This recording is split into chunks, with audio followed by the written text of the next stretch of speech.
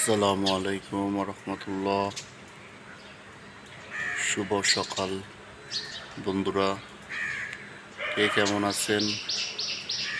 আল্লাহ পাকের খাস মেহরবানি, আল্লাহ তাআলা আমাদেরকে সুস্থতা জিন্দেগি দান করছেন। আল্লাহ তাআলা আমাদেরকে নেক হায়াত দারাজ করছেন। আল্লাহ তাআলা আরেকটা সকাল, সুন্দর সকাল দান করছে। আলহামদুলিল্লাহ, আলহামদুলিল্লাহ, আলহামদুলিল্লাহ। বলে এই রাত্রির মধ্যে কত কিছু হয়ে গেছে। অনেকে অসুস্থ হয়ে হাসপাতাল চলে গেছে। অনেকে এরম গিয়া দুনিয়া থেকেই দুনিয়া ত্যাগ করছে।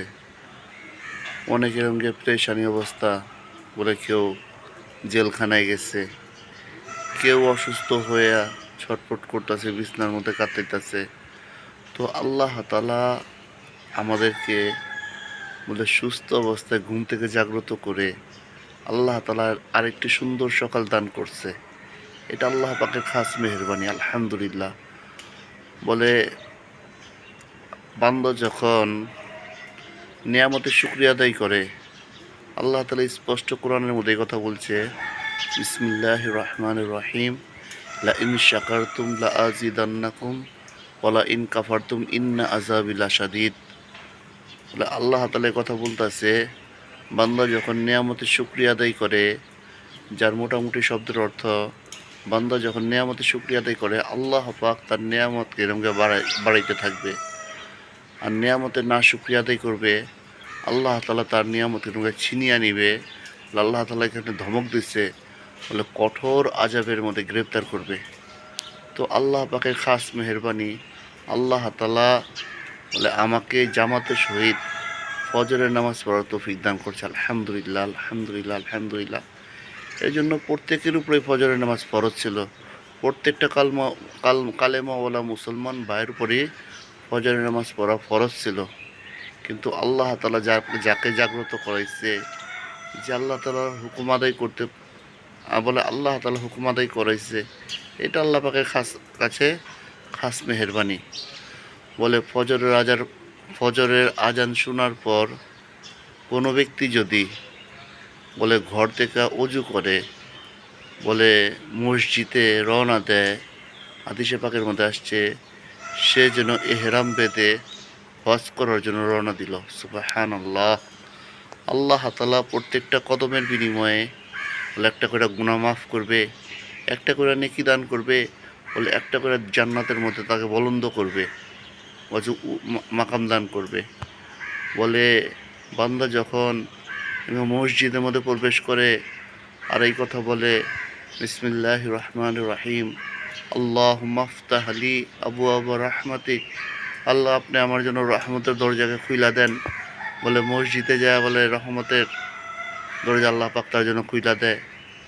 আর সে যখন বলে ফরজ নামাজের জন্য দাঁড়ায়, বলে ইমাম সাহেব যখন আল্লাহু আকবার বলে, আর ইমাম সাহেবের সাথে সাথে সে যখন আল্লাহু আকবার বলে নামাজে দাঁড়ায়, বলে 1000 উট আল্লাহ রাস্তায় সৎকা করলে যে নেকি হইবে, সেই নাকি আল্লাহ তাআলা তার আমল নামে দান করবে।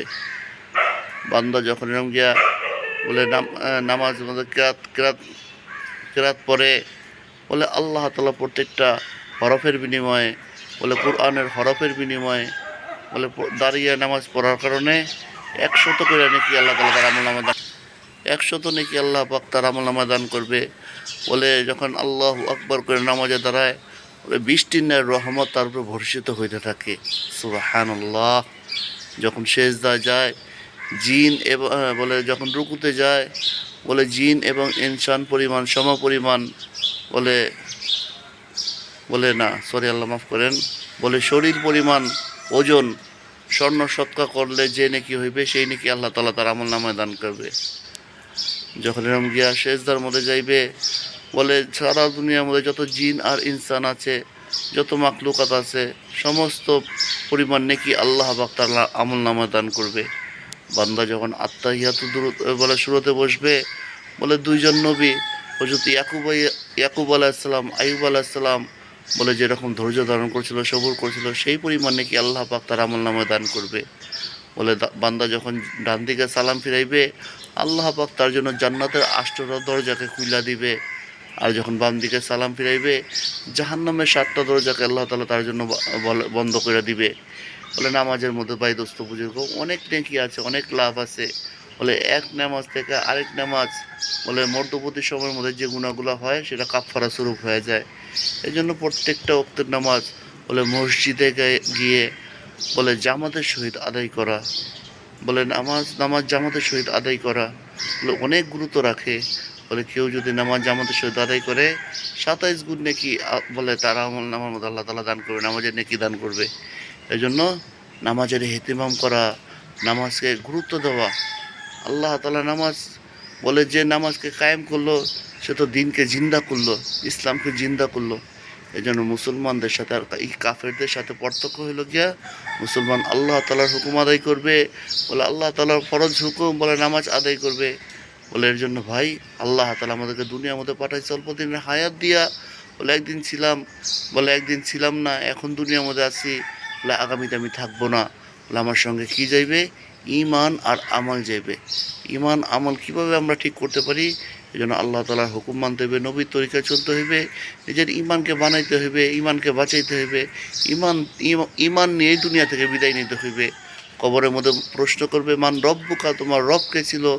তখন যদি বান্দা যখন ঈমানের মেহনত করবে, ঈমানের ফিকির করবে, তখন কবরের মধ্যে জব চলে উত্তর দেবে রব্বি আল্লাহ, আমার রব আল্লাহ ছিল। মান দিনুকা, তোমার দিন কী ছিল? সে যখন আল্লাহ তাআলার হুকুম মানবে, নবীর তরিকা চলবে, দিনের উপর চলবে, বলবে আমার দিন ইসলাম ছিল। মান নবীউকা, তোমার নবী কে ছিল? বান্দা যখন হুজুর পাক সাল্লাল্লাহু আলাইহি ওয়াসাল্লামের সুন্নত তরিকা দুনিয়ার মধ্যে চলবে, বলে সুন্নত তরিকা প্রত্যেকটা কাজ করবে, আল্লাহ তাআলার হুকুম এবং রাসূলুল্লাহ সাল্লাল্লাহু আলাইহি ওয়াসাল্লামের সুন্নত তরিকা কাজ করবে, তখন বলে এটা আমার নবী সাল্লাল্লাহু আলাইহি ওয়াসাল্লাম। তখন আমার জন্য বলে জান্নাতের বলে কবরের মধ্যে জান্নাতের দরজা খুলে দিবে, কবরের মধ্যে জান্নাতের পোশাক পরিধান করিয়া দিবে, কবরকে জান্নাতের সাথে সংযুক্ত করে দিবে। বলে কবরটা বলে চোখের দৃষ্টি পরিমাণ সমপরিমাণ এরকম গিয়ে আমার জন্য এরকম গিয়া বলে বড় হয়ে যাইবে। আর যখন আমি আল্লাহ তাআলার হুকুম কেউ আদায় করবে না, নবীর তরিকায় চলবে না, কবরটা তার জন্য সংকীর্ণ হয়ে যাইবে। বলে ওসমান গনি রাদিয়াল্লাহু তাআলা আনহু কবরের পাশ দিয়ে যাইতে সময় এত বেশি কন্দন করতো। বলে কবর তখন আল্লাহ রাসূলের সাহাবীকে জিজ্ঞাসা করতো, হে ওসমান, আপনি জান্নাত জাহান্নামের আলোচনা শুনলে এত বেশি কন্দন করেন না, অথচ কবরের আলোচনা শুনলে এত বেশি কন্দন করেন। তখন বলতেছে, শুনো, আমি নবী সাল্লাল্লাহু আলাইহি সাল্লামের মুখে এই কথা শুনছি। বলে কবর হইবে বলে প্রথম ঘাঁটি, বলে কবর থেকে যে নাজাত পাইবে বলে সে সমস্ত ঘাঁটি থেকে নাজাত পেয়ে যাবে। আর কবর থেকে যেরকম গিয়া কবরের মধ্যে ধরা খেয়ে যাবে সে সমস্ত ঘাঁটির মধ্যে ধরা খেয়ে যাবে। এই জন্য বলে কবর হলো আমলের সিন্দুক। এই জন্য কবরে যাওয়ার আগে আমার ঈমান আমল নিয়ে যাতে আমি দুনিয়া থেকে বিদায় নিতে পারি সেই জন্য মেহনত করতে হবে। আল্লাহ তাআলা আমাদেরকে আমল করার তৌফিক দান করুক, 5 ওয়াক্ত নামাজ জামাতের সহিত পড়ার তৌফিক দান করুক। আসসালামু আলাইকুম ওয়া রাহমাতুল্লাহি ওয়া বারাকাতুহু।